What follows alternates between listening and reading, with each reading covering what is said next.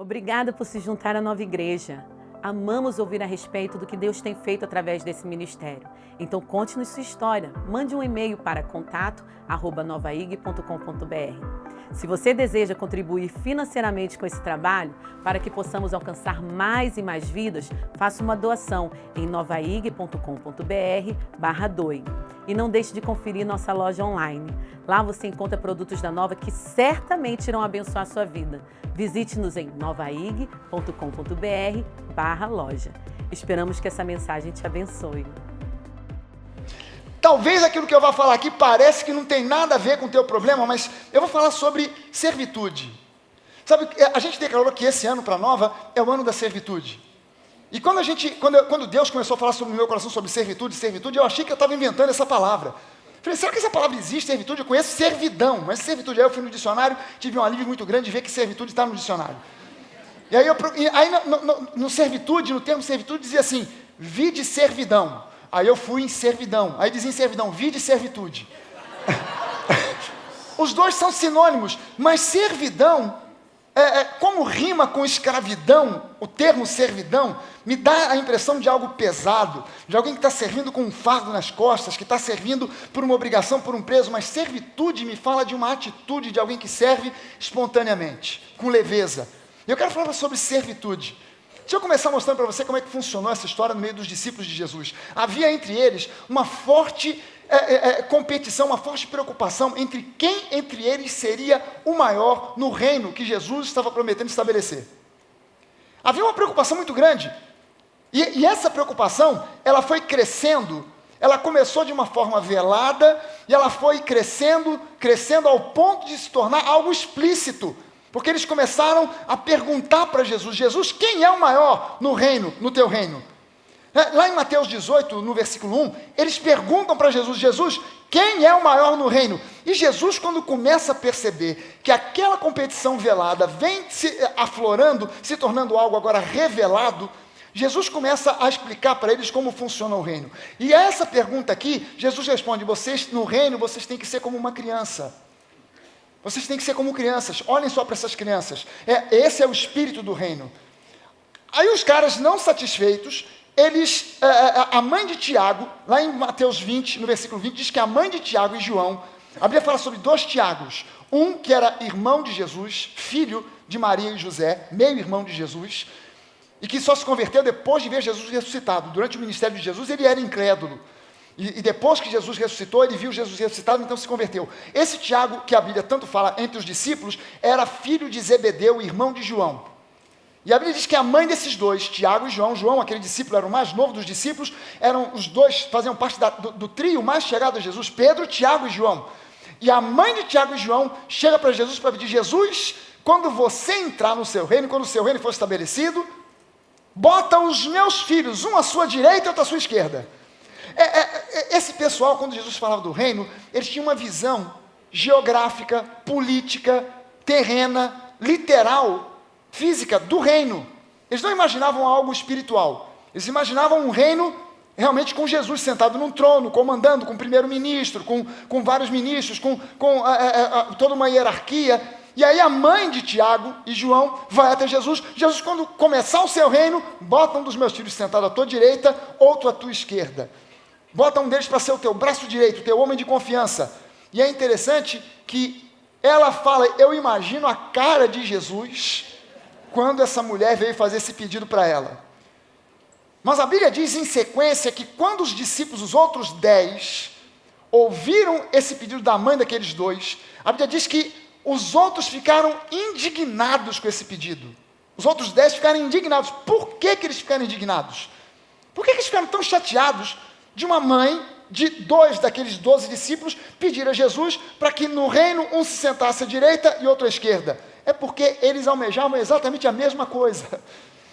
Cara, essa mulher pulou na frente, eu ia falar isso com Jesus hoje mesmo, rapaz.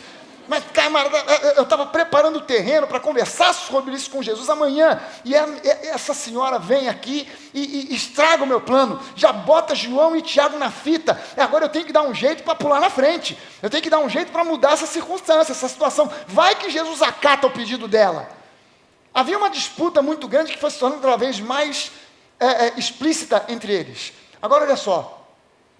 Então Jesus, chamando-os para junto de si, Jesus vendo aquilo, ele chama os 12 para ter uma conversa com eles. E diz Jesus chamando-os para junto de si, disse: vocês sabem que os governadores dos povos os dominam e que os maiorais exercem autoridade sobre eles. Jesus está falando sobre o sistema do mundo. Ele diz: olha, no mundo vocês sabem como funciona. O povão está lá embaixo, de repente no meio do povão se levanta alguém que se destaca, ou um grupo de pessoas que se destacam e começam a governar sobre eles. E entre esses que agora governam sobre o povo, se levantam outros que governam sobre os que governam. E essa é uma coisa muito forte no coração do homem do mundo. Eu gostaria de ter em quem mandar, eu não quero ser só mandado. Então, você tem lá o maioral que manda nos governadores, os governadores que mandam no povo, e o povo não tem quem mandar, então tem que arrumar alguém para mandar. Pelo menos lá em casa. Então, eu mando na minha mulher manda nos filhos, os filhos mandam em alguém. Quem? No cachorro. Porque tem que ter alguém para mandar. E o cachorro quer mandar no gato. O gato quer arrumar um rato. Porque todo mundo quer. Até chegar ao final dessa cadeia, sempre existe essa tendência de querer comandar, de querer dominar, de querer liderar, de querer estar na frente. E Jesus disse: vocês sabem como funciona no mundo. No mundo funciona assim, mas entre vocês não será assim. Entre vocês a coisa vai ser diferente. Pelo contrário, quem quiser tornar-se grande entre vocês, esse será o servo de vocês. Estragou com os planos dos caras. E quem quiser ser o primeiro entre vocês, será o servo de todos os outros. E aí Jesus agora coloca qual é o padrão. Ele diz: tal como o Filho do Homem, que não veio para ser servido, mas para servir e dar a sua vida em resgate por muitos. Jesus está dizendo: eu sou o padrão, eu sou o exemplo, eu não vim para ser servido, eu vim para servir. Então vocês comecem a aprender desde agora que eu sou o grande exemplo, não os governadores desse mundo. O exemplo para vocês não é Herodes, o exemplo para vocês não é César, o exemplo para vocês sou eu, que vim para servir e não para ser servido. Tudo isso aqui aconteceu em Jericó, a última cidade, o último lugar que Jesus visitou antes de ir para Jerusalém, aonde ele passou a sua última semana antes da crucificação, foi em Jericó. Em Jericó, Jesus realizou grandes milagres. Ele curou cegos. Foi em Jericó onde houve a conversão de Zaqueu. Em Jericó, naquele período, naqueles dias, em Jericó, muita coisa interessante aconteceu. Muitos ensinos interessantes Jesus passou para as multidões. Mas agora, quando você vai a João 13, em Jericó, nós estamos há alguns dias da crucificação. Mas agora em João 13, nós estamos há algumas horas da crucificação. Jesus agora está reunido com os discípulos no cenáculo, no mesmo salão aonde mais tarde aconteceu o Pentecostes. É o mesmo salão, o mesmo lugar onde mais tarde aconteceu o Pentecostes. Agora Jesus se reúne com os seus discípulos para a última ceia de Páscoa antes da cruz. Agora ele está a algumas horas da cruz. Dali a algumas horas Jesus vai ser preso e crucificado. E aí diz aqui que Jesus entra com os discípulos naquele salão, e Jesus a princípio não fala nada.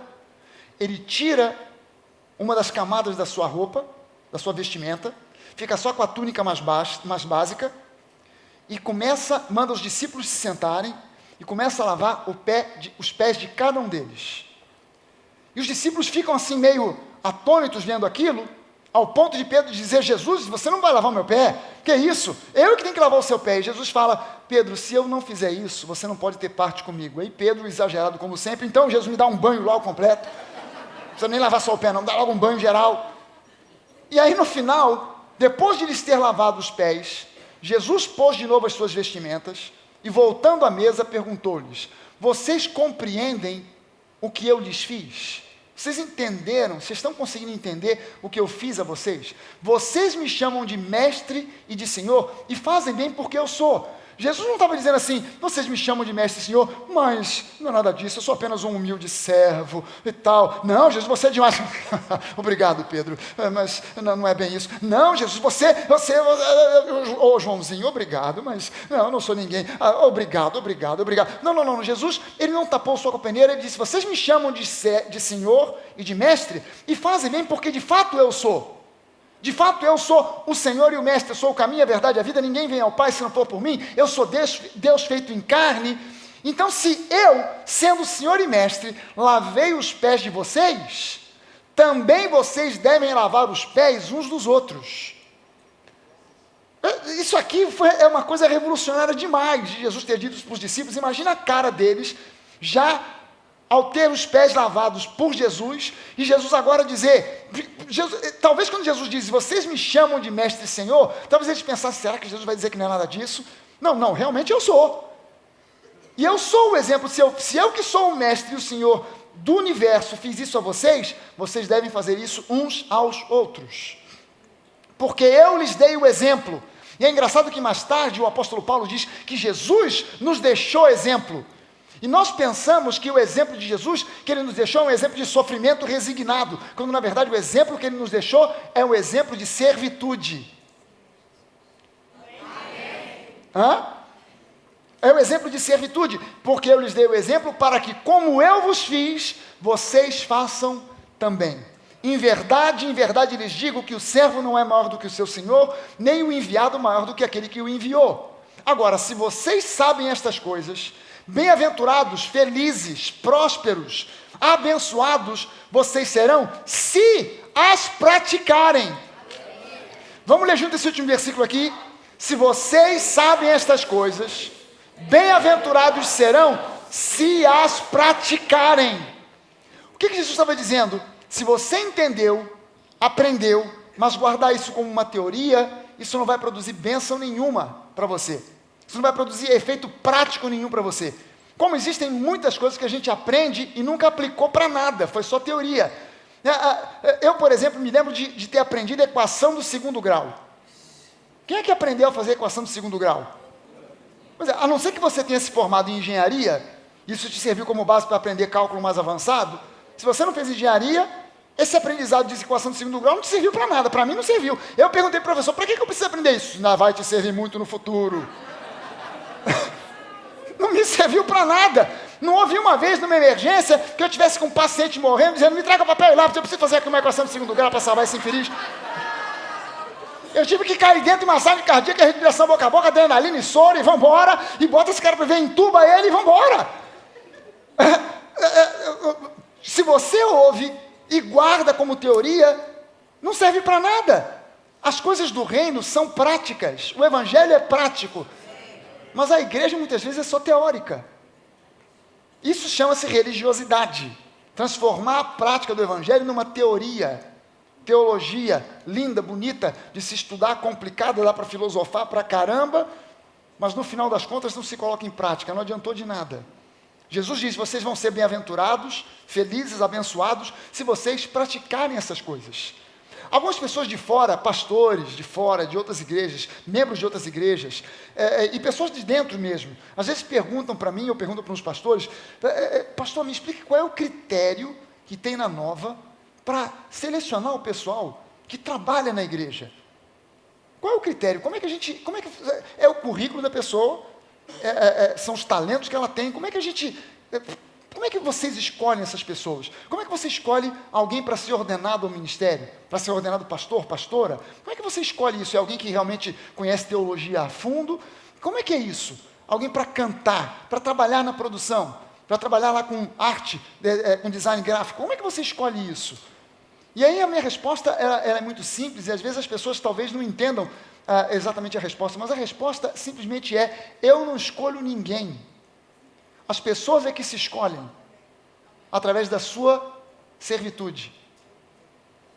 Se a pessoa chega para mim com um currículo maravilhoso, mas ela não tem um coração para servir, não dá. Pode chegar que, pastor, eu queria fazer parte da banda, eu queria cantar. E olha, meu currículo, maravilhoso, olha que eu sou formado na escola de música do Teatro Municipal do Rio de Janeiro. Eu sei cantar, eu fui primeiro lugar no The Voice. Não no Brasil, The Voice United States. Sabe, o British Got Talent, sabe?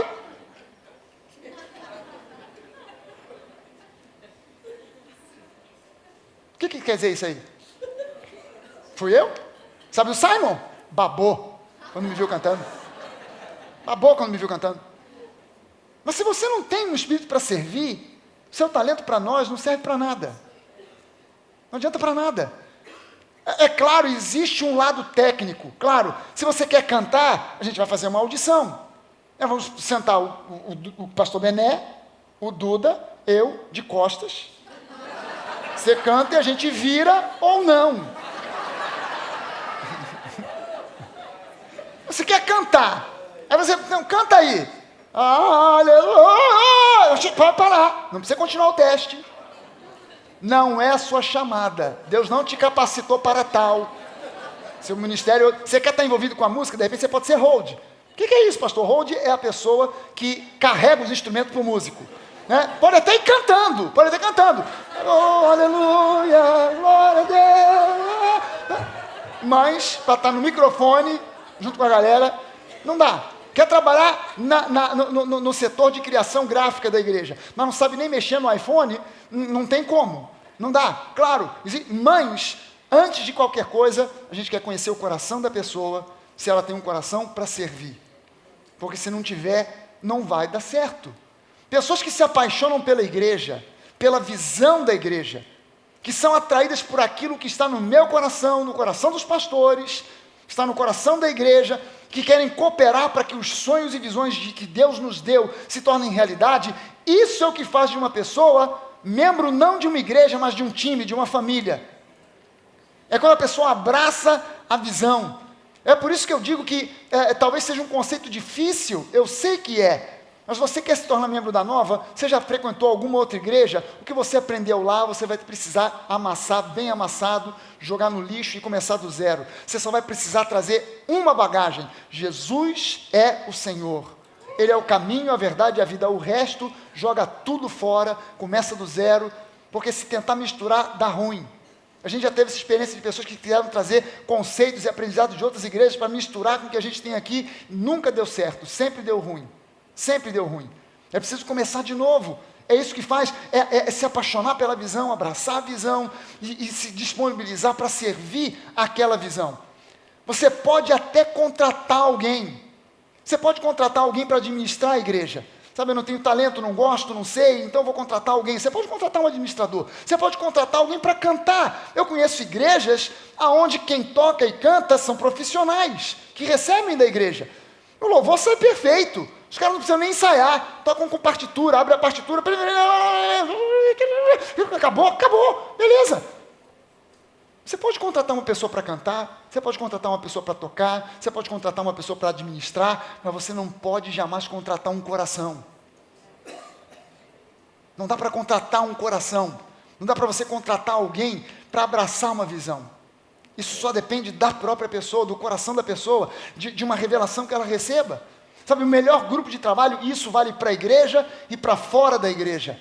O melhor grupo de trabalho que você pode ter na vida, na sua empresa, na igreja, em qualquer lugar, é formado por pessoas que não estão ali por causa de um contra-cheque, que não estão ali por causa de um salário, mas que acreditam que aquele é um trabalho relevante que vai impactar vidas de forma extremamente positiva. Não importa se é dentro ou fora da igreja, esse tipo de pessoa é o tipo de pessoa que vai ser o seu melhor funcionário. Que abraçou, não estou ali por causa do dinheiro. Se você trabalha só por causa do dinheiro, a frustração está te esperando logo ali na esquina. Se você trabalha em função de uma visão, não importa, o dinheiro vai chegar.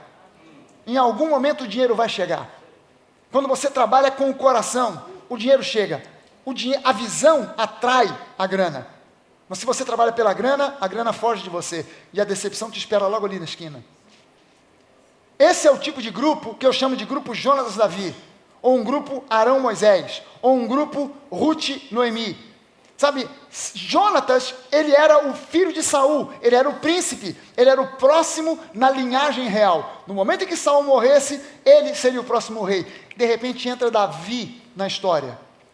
E a Bíblia diz que ele se apegou a Davi, formaram uma amizade fantástica. Mas olha o que ia no coração de Jonatas. Ele olhou para Davi e disse: esse cara tem algo que eu não tenho. Deus colocou e deu a ele uma unção que não deu para mim, nem para o meu pai. Então eu vou seguir eu vou colar com ele, eu vou ser amigo dele, mas eu quero servir a visão que Deus coloca no coração dele, porque eu sei que a visão que Deus colocou no coração dele não colocou no meu.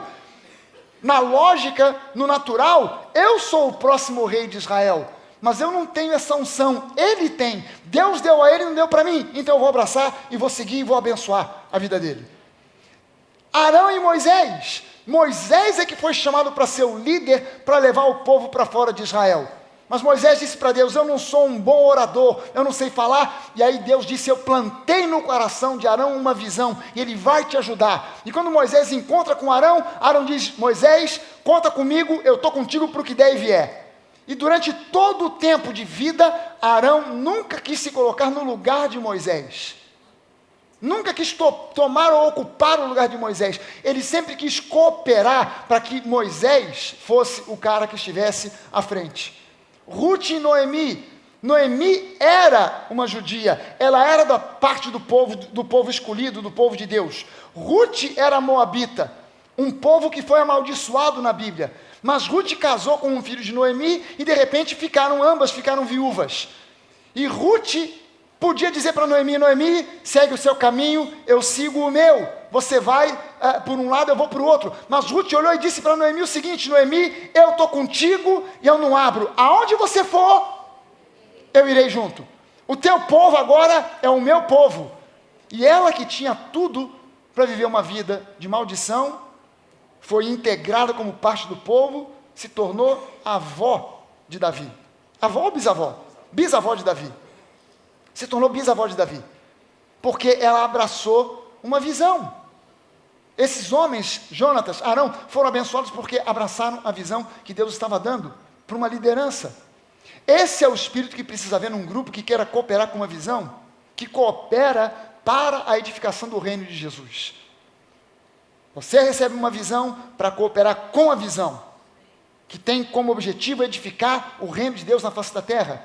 Isso tem muito mais valor do que títulos que as pessoas do grupo possam ter. Sabe, a pessoa pode ter um currículo do tamanho de um bonde. Eu às vezes fico pensando assim: caramba, tem pessoas que trabalham aqui comigo e que têm um currículo muito mais expressivo do que o meu, que deveriam, na verdade, estar na minha frente. Mas não sei por que cargas d'água Deus chamou a mim e colocou essa pessoa como alguém para cooperar com a visão que Deus está me dando, para a gente edificar o reino de Deus juntos. Nós estamos falando aqui de ministério, gente. E quando eu falo para você de ministério, não pense como em outras igrejas. Em outras igrejas, quando se fala de ministério, as pessoas sempre pensam no pastor, alguém que está pregando, alguém que está no púlpito. O púlpito é o último lugar aonde o ministério chega. Eu estou falando para você de ministério porque o termo ministério significa serviço, servir. Ministro significa servo. Se os nossos ministros entendessem isso, iam ser menos arrogantes e mais trabalhadores. Porque o termo ministro significa servo. Servo, alguém que foi chamado para servir. Eu estou falando para você de ministério. Todos nós aqui temos uma chamada para o ministério. Em um nível ou outro nível. Como nível de pregador, nem todos. Como nível de pastor, nem todos. Mas isso não significa que você não tem uma chamada ministerial. Você tem uma chamada ministerial, com certeza. Com certeza. Eu não estou falando para você meramente de um trabalho, de uma missão que alguém tenha de cumprir, muito menos de um emprego com horas definidas, com plano de carreira e salários. No mundo a coisa funciona assim, no reino é diferente.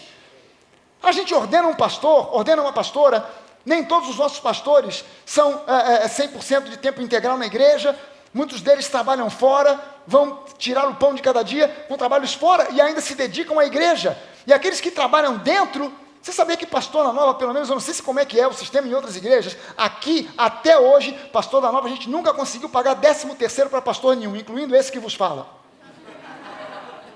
Pastor da Nova não recebe 13º. Para no 12º. Você quer um emprego que vai ter 13º, 14º, 15º, que vai ter férias de 60 dias? Não venha para o ministério, em especial na Nova. Porque aqui, a gente não tem hora para começar, não tem hora para acabar. A gente às vezes faz reuniões para decidir coisas da igreja, a gente debate, conversa, joga ideias, ora juntos, e a gente às vezes olha para o relógio e fala assim: caramba, é melhor a gente ir embora que já é 1h da manhã. Já vou computar como hora extra. Porque o horário era 5 da tarde, ficamos até 1h da manhã. Não funciona assim no reino. Não funciona assim no reino. Muitas vezes a gente deixa a nossa família em segundo plano, embora a gente faça de tudo para não deixar, porque a família vem antes da igreja. Mas a gente às vezes extrapola a coisa, se dedica tanto que a gente tem que chamar a atenção um do outro. Bené, tu está precisando tirar um tempo para sair com a sua Edna. Às vezes o Bené fica no meu pé, cara, sai aí, poxa, vai se distrair em algum lugar, vai tirar um tempo aí. Ele está me chamando há um tempão para ir num lugar lá em Goiás, como é que é o nome? Rio Quente. Quer me botar numa piscina lá para virar sopa. Diz ele que tem uma água morna que você deita, você fica, até dorme dentro da água. Está doido para me levar para lá, por quê? Porque ele vê, não, você tem que ter um tempo para descansar, para relaxar com a família. Mas às vezes a gente extrapola isso aí. Por quê? Porque a gente se preocupa com a igreja, com as pessoas da igreja, e a gente se preocupa, fica tanta coisa na cabeça, de repente, problema financeiro da igreja, como é que a gente vai resolver isso? Como é que vai resolver aquilo? Pessoas da igreja que de repente estão internadas, estão no hospital, é alguém que morre, é alguém que está enfermo, é alguém que está doente, é algum casal que está sofrendo uma crise, e a gente fica se preocupando com tudo isso. Porque no ministério não tem dia, não tem hora, não tem nada. Mas isso é uma verdade para todo aquele que tem um coração de servo, não simplesmente para aquele que tem título de pastor. Servir não é uma obrigação, servir não é um fardo, servir é um privilégio. Servir é um privilégio e não tem a ver com ser pago ou recompensado, mas tem a ver com você se sentir parte de algo que é muito maior do que você. Tem a ver com simplesmente você contribuir para algo que é muito maior do que você mesmo, tome forma, decole e se mantenha no ar. Amém, gente? Amém. Às vezes a parte que eu tenho para contribuir, eu posso considerar como algo muito pequeno, que eu posso considerar talvez até às vezes como irrelevante. Eu garanto para você, nunca é irrelevante, nunca é pequeno demais. Para Deus sempre tem valor, e para a estrutura da igreja tem valor, por menor que pareça ser. Entre aqueles episódios de Mateus 20 e João 13, Lucas registra para nós que quando saiu de Jericó, antes de chegar a Jerusalém, antes da última ceia, Jesus, ele para próximo do Monte das Oliveiras e manda 2 discípulos ir até um povoado perto, fazer uma caminhada até um povoado para trazer um jumentinho. Ele vira para 2 discípulos, a Bíblia não diz quem eram. Ele diz, olha, vocês vão até lá, caminhem até aquele povoado, quando você chegar nela, vocês vão encontrar um jumentinho amarrado num poste, tirem o jumentinho dali. Se alguém perguntar, opa, está pegando o jumento para quê? Você vai dizer, estamos levando o jumento para servir ao mestre. A pessoa vai entender e vai liberar para você trazer o jumentinho. Então vão lá e tragam o jumentinho. Eu não sei quem deu, a Bíblia não diz quem Jesus mandou, mas eu comecei a usar a minha imaginação. De repente Jesus mandou Tiago e João. Vocês não querem sentar um à direita e outra à esquerda? Vai buscar o jumento. Pô, Jesus, isso não é trabalho para um ministro. Isso não é trabalho para um buscar jumento. Tanta gente aqui, você escolhe justamente nós 2. Poxa, você tinha que mandar alguém que precisa aprender uma lição. Por que você não manda Tomé? Cara que vive duvidando. Não duvida? Está sempre duvidando? Então vai pegar o jumento. Um jumento está sendo outro. Vai lá. Manda Judas. Não é um cara assim meio frio, meio distante, eu estou desconfiado que ele vai aprontar alguma. Manda ele. Manda Judas. Pega esse cabeça dura do Pedro e manda ele para ir lá, pega esse jumento. Vai ser um cabeça dura tentando trazer outro de cabeça dura. Porque o jumento empaca e Pedro vai ter que trazer. Manda outro. Talvez, eu não sei quem Jesus mandou. Mas Jesus não mandou 2 discípulos até um lugar dizendo, lá tem uma pessoa enferma. Esperando que quando você chegar, você vai impor as mãos, rapaz, vai manifestar demônio, o demônio vai gritar, vai pular, vai berrar, as pessoas vão vir, mas você insista, diga, este é o poder de Deus, aleluia, sai agora em nome de Jesus, saiu, aleluia, foi Jesus que me mandou aqui. Não vai acontecer isso. Você não vai chegar lá, você não vai ser recebido com banda, você não vai ser recebido com fanfarra, você só vai pegar um jumento, só isso que vocês vão fazer lá, pegar um jumento, mais nada. Mas entenda só o seguinte, quando nós servimos a Deus, há um monte de coisas que nós fazemos que não são grandiosas, que parecem até irrelevantes, ou que talvez não sejam irrelevantes, mas não são assim, uau! Antes do culto aqui, agora entre o culto de 5h30 e esse culto, eu fui lá na sala da produção, me chamaram lá para fazer uma coisa específica, e eu aproveitei e fiquei um tempo ali. Aí o culto aqui começou, eu fiquei vendo o pessoal trabalhando lá, a garotada lá trabalhando, e eles estavam, alguns sentados numa mesa, que tem uns monitores na frente, eles têm mesa de corte, e um estava ensinando para alguém lá, como é que manipula, como é que mexe naquilo, o outro estava ocupado com uma outra coisa, e de repente se levantava, ia lá, e o outro preocupado com passar as letras aqui da tela. Eu falei, ninguém está vendo o que essa turma está fazendo. Eles estão aqui, as letras estão passando ali, a internet está funcionando, as câmeras estão filmando. Quem está assistindo pela internet está vendo a mudança de um corte da câmera A para a câmera B, da câmera 1 para a câmera 2. Caramba, que legal, que mudança. Agora um close, agora a distância, agora o Bené, agora a Kelly, agora o baterista, agora o guitarrista. Mas ninguém estava vendo o que eles estavam fazendo. Eles estavam lá e talvez a grande maioria de nós vai sair daqui hoje, vai para casa e não vai. Quando eles saírem de lá, você não vai dizer obrigado, porque você não sabe que ele estava lá, porque ele estava trancado e você não viu ele lá. Você não sabe nem quem ele ou ela é. Quem eles são? Estavam trancados lá dentro. Estavam fazendo um trabalho. Sabe o que eles estavam fazendo? Trazendo um jumentinho. Estavam trazendo um jumentinho. Sabe, arrumar cadeiras. Ajudar alguém a estacionar o carro. Nem é o caso aqui, porque a gente aqui não faz isso, mas imagina que a gente vai para um lugar maior e precisa de ter uma escala de pessoas que ajudem quem vem chegar no estacionamento a botar o carro aqui, ali, acolá. Pode vir, atenção, vai entrando, vem, legal. Cachorro, deixa solto, R$2.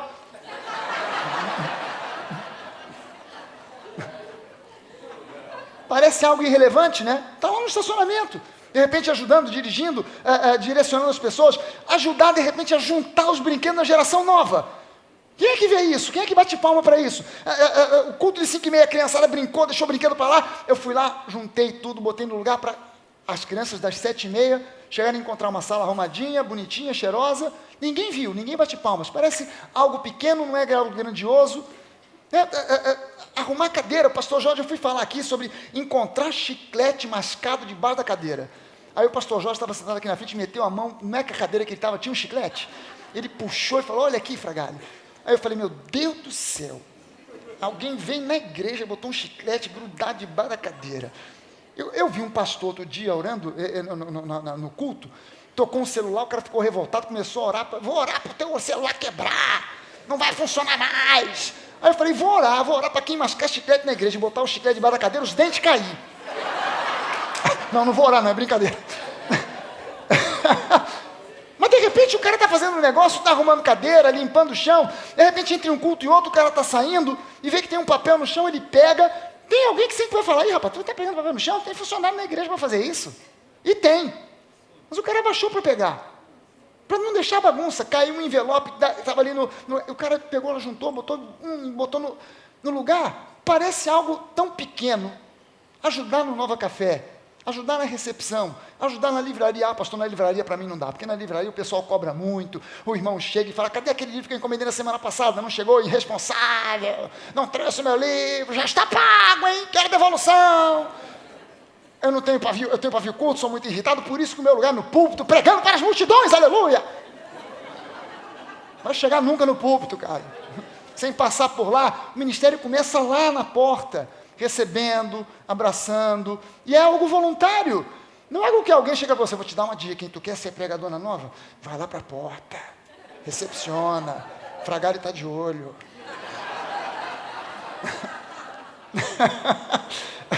Ajudar no Nova Café, sabe, tudo isso é apenas ir apanhar um jumentinho, tudo isso é só ir lá apanhar um jumentinho, mas quando o que você olha e vê é simplesmente ir apanhar o jumento, você não está conseguindo enxergar o quadro maior. Quando você entende que buscar aquele jumento, aquele jumentinho ia ser um instrumento que Deus ia usar para Jesus entrar em Jerusalém, para realizar o maior de todos os milagres. Em Jerusalém, Jesus não curou um enfermo. Naquela semana, a última semana, Jesus não curou ninguém. Jesus não multiplicou pães e peixes. Jesus não andou sobre as águas. Mas aconteceu ali o maior de todos os milagres, a ressurreição. Mas para a ressurreição acontecer, teve que começar com alguém indo buscar um jumentinho. Teve que começar com alguém que foi lá para buscar um jumentinho para Jesus montar e entrar na cidade de Jerusalém. Quando você está catando o papel no chão, quando você está ajeitando os envelopes, quando você está servindo lá na sala da produção, quando você está servindo no Nova Café, na recepção, você está ajudando a trazer o jumentinho, e quando você traz o jumento, entenda só o seguinte, quando Jesus entra, você trouxe o jumento, Jesus entra com o jumento, montado no jumento, e quando Jesus entra, ele faz milagres.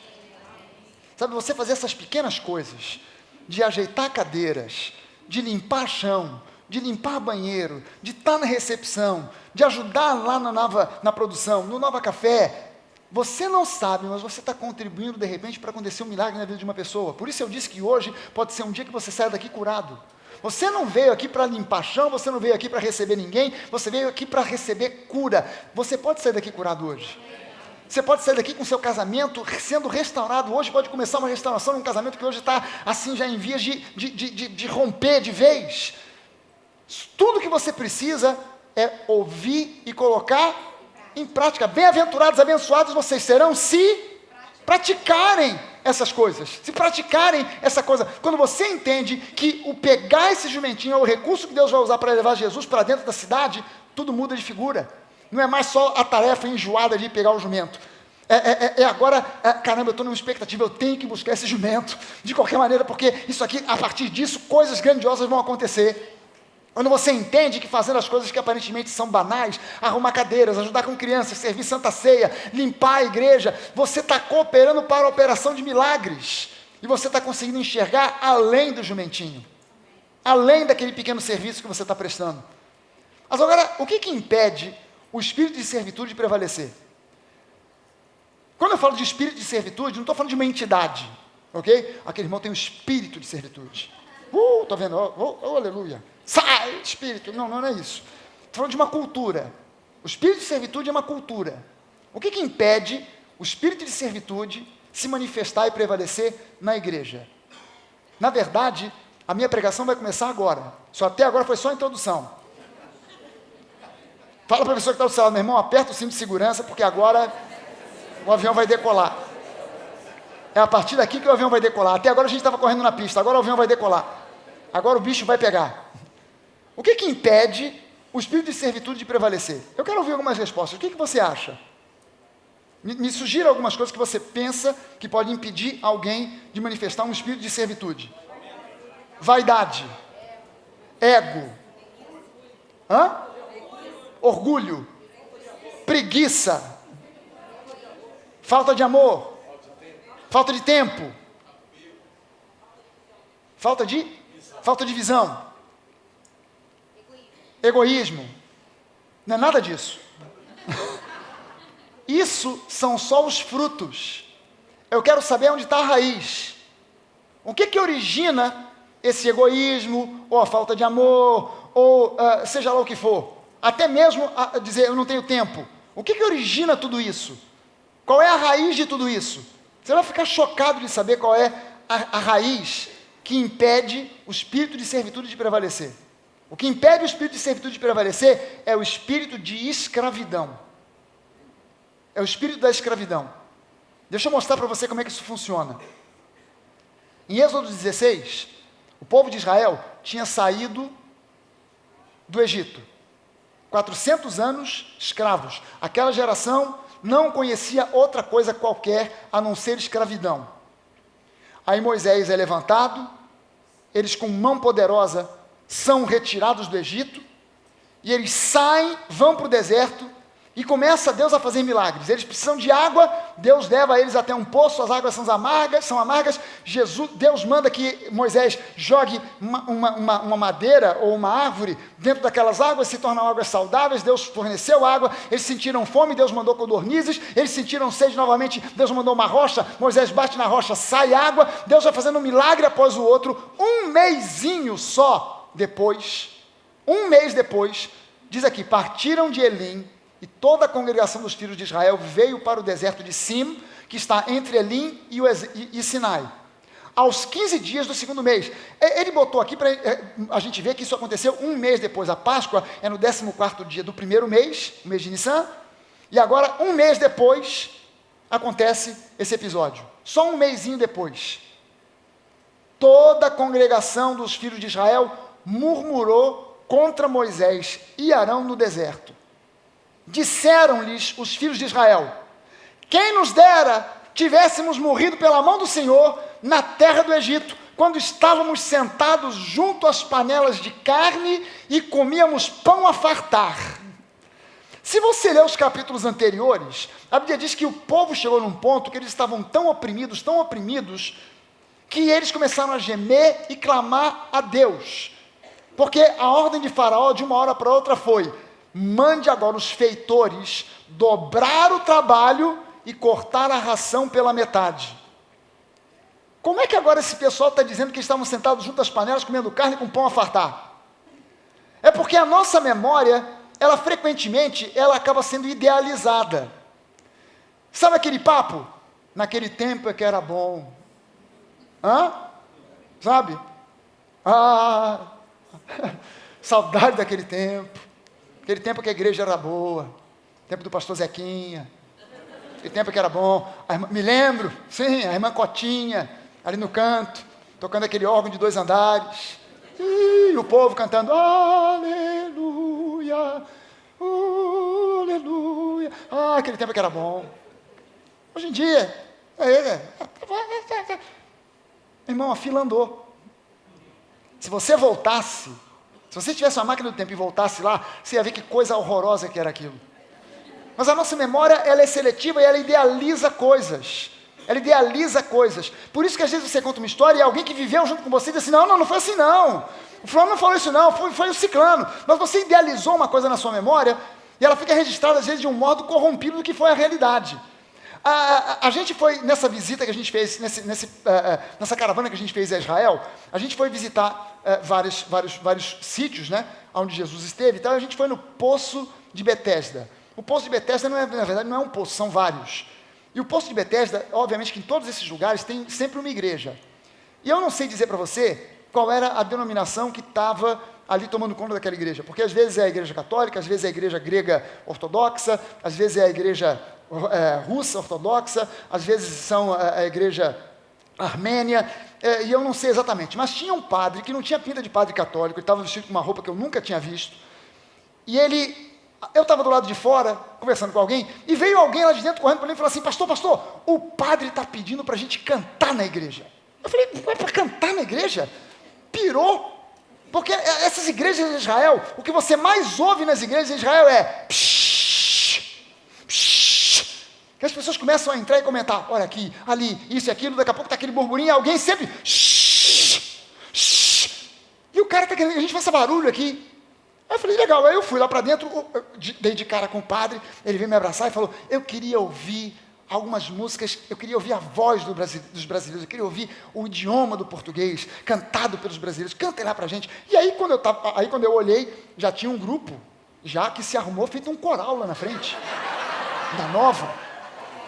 Já se armaram lá, botou aquela meia-lua, né, e já começaram: aleluia, aleluia. Eu vim pelo corredor,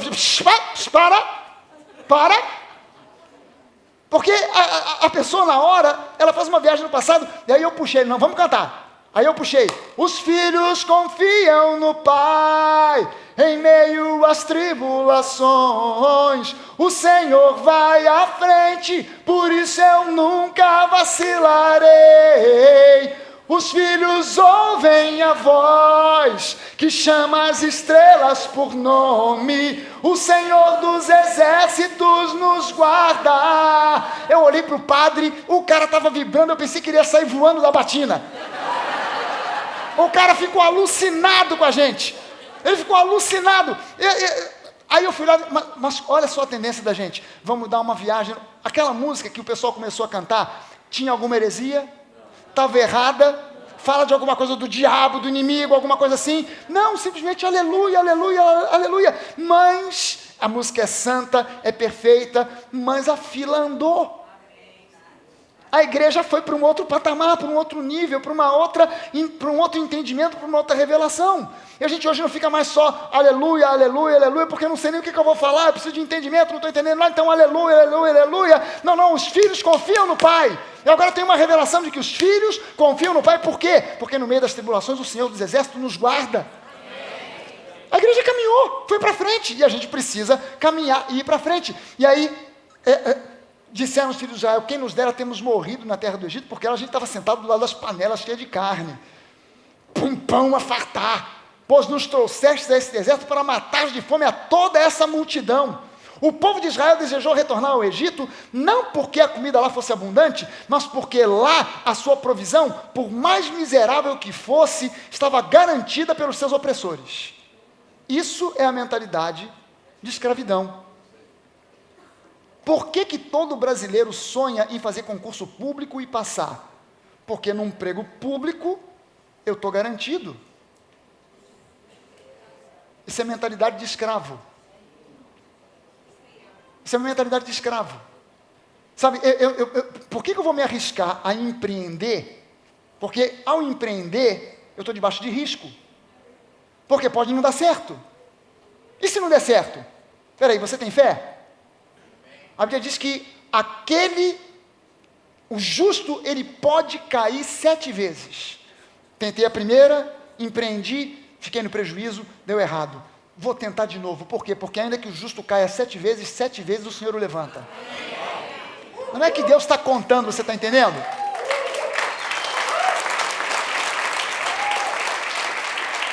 Não é que Deus está contando igual videogame, queimou uma vida. Queimou 2. Só está faltando 5. Senhor, só está faltando uma bala agora. 6 vezes eu já caí, agora é a última, não vai dar. Não, 7 é um número que representa a perfeição, ou seja, perfeitamente o Senhor te levantará sempre. 1000 vezes se for o caso, se for necessário. Mas quando você assume uma mentalidade, a mentalidade do empreendedor é uma mentalidade de quem é livre. No meio do povo de Israel, aquele povo saiu do Egito, o Egito não saiu de dentro deles. Eles continuaram levando aquela mentalidade. E aí eles estavam vagando pelo deserto, 2 milhões de pessoas. No meio de 2 milhões de pessoas, só 2 caras tiveram uma mentalidade de gente livre, Josué e Caleb. Aqueles 12 espias, com uma mentalidade de escravos, foram até a terra de Canaã. Quando voltaram, não dá para nós. O negócio ali está complicado. Se a gente tentar entrar, nós vamos morrer. Josué e Caleb, opa. Eu fui lá e vi as mesmas coisas que vocês viram. E eu posso afirmar, Deus já entregou aqueles inimigos nas nossas mãos. Nós podemos devorá-los como pão. Sabe qual era a diferença entre um e o outro? Mentalidade de escravo. A escravidão é ruim. Eu sou oprimido, eu trabalho debaixo de chicote, mas pelo menos na hora do almoço está a minha comidinha ali me esperando. No deserto, eu estou na dependência de Deus. É um dia de cada vez. Deus mandou maná hoje? Mandou. E amanhã? Amanhã não sei, mas eu creio que Ele vai continuar mandando. E depois de amanhã? É pela fé, meu irmão. Está querendo caminhar com a gente nesse deserto? Então você diz, não, eu vou voltar para o Egito, porque lá é líquido e certo. Mas vale um pássaro na mão do que 2 voando. Então, deixa eu voltar lá para ficar segurando o passarinho na mão. Você vai ficar num miserê danado e não vai progredir nunca. Nessa dependência, o povo brasileiro foi criado nessa mentalidade, que é uma mentalidade que faz que as pessoas vivam a se queixar de tudo e desejem ter todos os seus direitos garantidos pelo Estado e não pelo seu trabalho e independência. Onde é que já se viu um negócio desse? O Estado no Brasil, a gente pensa que ele tem que ser uma mãe que abraça todo mundo e fornece tudo para todo mundo. Minha casa, minha vida, minha cesta básica, daqui a pouco vai ter meu carro, minha vida. Já teve alguém que lançou aí um bolsa, que ele chamou de Bolsa Cultura. O que é Bolsa Cultura? Eu não tenho grana para ir ao teatro, então o Estado me dá o dinheiro para eu comprar a entrada. Você já imaginou um negócio desse? Artista brasileiro. Não, eu estou dependendo da Lei Rouanet para fazer uma peça. Meu irmão, vai fazer peça até na Praça Sans Pena. Fazer peça aí naquele buraco para andar de skate que tem lá no Recreio. Dá um jeito lá, mas bota o seu sangue nesse negócio e Deus vai te honrar. Ficar nessa dependência aí. Não é que já se viu, isso é uma mentalidade de escravo. Eu estava assistindo outro dia um programa, um jornal na televisão, e os caras estavam dizendo o seguinte: o governo agora entrou numa que tem que regulamentar os mototáxis. Tem que pintar as motos de amarelo, capacete amarelo, e temos que inventar um taxímetro. Como é que vai inventar um taxímetro para moto? Tem que inventar um taxímetro. E aí, o que o governo quer com isso? Cobra mais taxa, mais imposto, dificulta a vida. Deixa os caras trabalhar! Sai, carrapato! Fica inventando história para tentar interferir. Sai fora! Deixa o povo quieto trabalhando. Como é que a coisa funciona? Não é quando o governo vem e diz você pode, você não pode. Você tem que pintar sua moto de amarelo. Vou botar aqui um taxímetro na sua moto. Não funciona assim. Funciona assim. Você é mototaxista. Quanto é que você me cobra para me levar daqui até lá? Eu cobro R$20. E você é mototaxista? Quanto é que você me cobra? Eu cobro 10. Então eu vou contigo. Aí o outro diz assim, não, então eu te cobro 5. Então desculpa, já mudei, vou voltar para ele. É assim que funciona. É assim que funciona. É assim que funciona. Há pouco tempo, se lembra daquela briga entre táxi e Uber? Se lembra disso? O que é que o governo queria? Temos que regulamentar o Uber. E os táxis começaram a brigar com o pessoal do Uber. Quando eles vinham brigar com o governo, dizendo, não tem que regulamentar o Uber, tem que desregulamentar o táxi. Porque imagina o seguinte, você de repente, ser motorista de táxi, não é a profissão que todo mundo almeja, mas de repente você se viu numa situação em que abriu uma oportunidade para você ganhar o pão de cada dia dirigindo um táxi.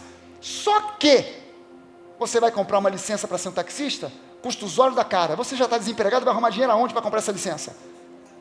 E aí você tem que pagar a taxa disso, taxa daquilo, e mais o carimbo, e tem outro carimbo, e o outro carimbo, e o outro papel, e o documento, e foto 3x4, e não sei o quê, e tal. E você vive sambando para lá e para cá. Você quer abrir uma empresa no Brasil, você leva 1 ano correndo atrás, carimbando papel, pagando taxa, e não consegue. Nos Estados Unidos, em 3 dias você abre uma empresa. Se for para abrir igreja, nós abrimos, já temos oficialmente Nova Atlanta.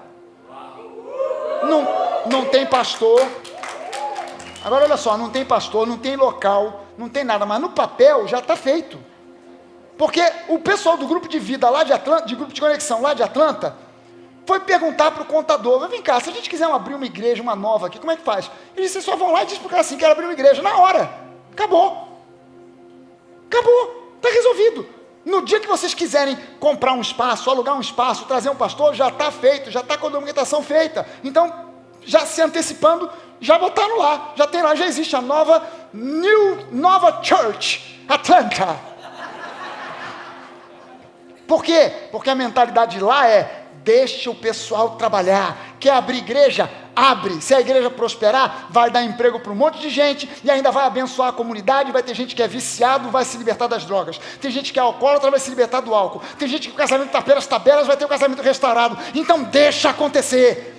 Você quer estabelecer uma empresa para vender chiclete, para vender sandália havaiana? Bota, porque vai dar emprego para as pessoas. Faz aí, abre aí, bota as suas sandálias e vende. A gente não quer ficar em cima. No Brasil, já pagou a taxa, já pagou o imposto, já tem o carimbo, cadê o papel? Eu sou o fiscal, olha, vou mandar fechar, vou te multar. E o empreendedor aqui fica assim, ó, encolhido num canto, porque a mentalidade de escravo faz com que ele se encolha cada vez mais, ao invés de peitar e dizer, sai fora daqui, infeliz, porque você não vai me impedir de trabalhar, porque eu estou trabalhando para o progresso, não é só da minha família, isso contribui para o progresso do país. Mas um país com pessoas com mentalidade de escravo, só quer bolsa disso, bolsa daquilo outro, e para alguém, você está entendendo que não existe lanche de graça? Para ter bolsa isso, bolsa aquilo outro, alguém tem que pagar, e geralmente quem paga quem é? É você mesmo. É a gente mesmo que paga. Gente, o escravo, ele tem trauma de servir. Ele tem trauma de servir. Quantas pessoas a gente recebe aqui, que vem de algumas outras igrejas, machucados, feridos, arrebentados, e chegam para a gente, pastor, eu preciso ficar no banco, porque lá eu fui oprimido, abusado, explorado, e eu agora preciso de um tempo para ficar sentado aqui, para ser restaurado. O que essa pessoa trouxe junto com ela? Ela trouxe a mentalidade de escravo. Porque olha só, o escravo, eu trabalhei debaixo do chicote, eu trabalhei debaixo da opressão, agora eu só trabalho se tiver alguma recompensa para mim, eu quero agora ganhar o tempo que eu perdi. O escravo, ele tem trauma para servir, ele fica traumatizado de servir, ele pensa em servir alguém, já pensando, o que eu ganho com isso? Porque eu não quero mais trabalhar como eu trabalhava de graça, só ralando, agora eu quero ganhar alguma coisa.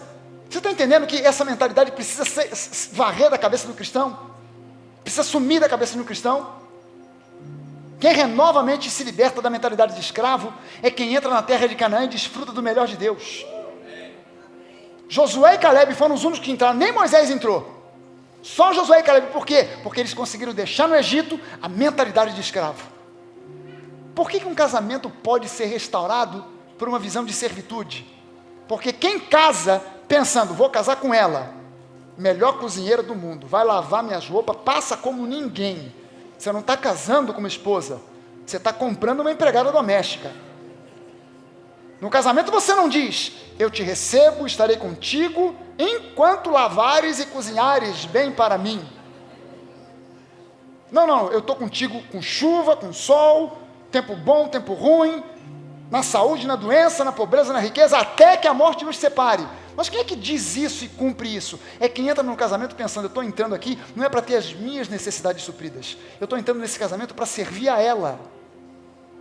Quando ambos entram com essa mentalidade de servir, esse casamento dura para a vida inteira.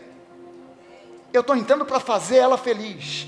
Não é para eu ter uma necessidade suprida porque eu fui infeliz em casa, meu pai me batia, minha mãe me desprezava e tal, e agora a minha esposa vai ser a minha nova mamãe. Tem uns casais que vivem nessa, né? O marido chama a mulher de mamãe e a mulher chama o marido de papai. Gente, presta atenção. Presta atenção. Não é assim que a banda toca. Mãe é mãe, pai é pai, casamento é outro papo. Porque na hora lá, você já imaginou, ô mamãe, é Édipo demais para minha cabeça. É Édipo demais para minha cabeça. Isso aí nem Freud resolve. Sabe, se a minha mulher olha para mim e fala assim, vem papai, acabou. Não vai rolar, não vai dar, não vai rolar nada. Não vai rolar. Não vai rolar. Eu não casei para ela suprir o espaço do buraco que a minha mãe possa ter deixado em alguma área, em algum setor. E ela não casou esperando que eu seja o papai que ela não teve. A gente casou para servir um ao outro. Esse é o casamento que dura. Amém, gente? Espírito de servitude permeia a sua vida inteira. Quem vai trabalhar por grana, não importa a empresa que você vá. Se você não vai com espírito de servitude, eu não estou aqui só pelo dinheiro. Eu estou aqui também para realizar alguma coisa que vai me abençoar demais. E eu quero trabalhar. É por isso que o apóstolo Paulo diz, não trabalhe para o seu patrão como se você estivesse trabalhando para um patrão, mas como se você estivesse trabalhando para Deus. No mundo, sabe, servir é diferente. Um time brilhante é um time formado por pessoas que não se importam de ir buscar o jumentinho. Um time brilhante é um time que, na verdade, formado por pessoas que estão disputando para saber, não quem é o primeiro, mas para saber quem é que vai ser aquele que vai buscar o jumentinho. Estou brigando com você, não é para saber quem vai ser o primeiro, não.